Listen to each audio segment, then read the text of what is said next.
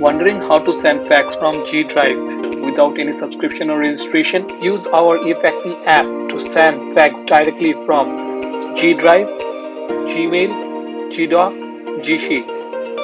Well, the first step is to go to Google Workspace Marketplace and install our eFaxing add-on.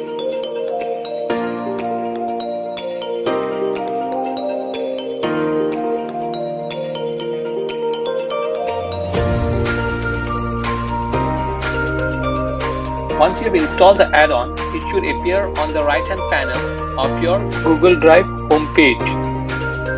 Open the Google Doc or Google Sheet you choose to send from Google Drive and then enter the fax recipient number and then proceed to checkout.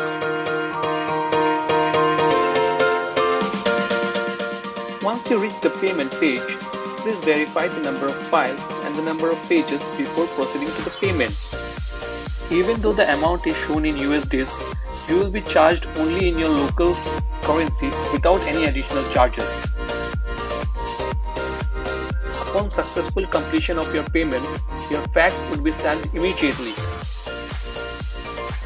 For any additional queries or issues, please reach out to our support email. Thank you.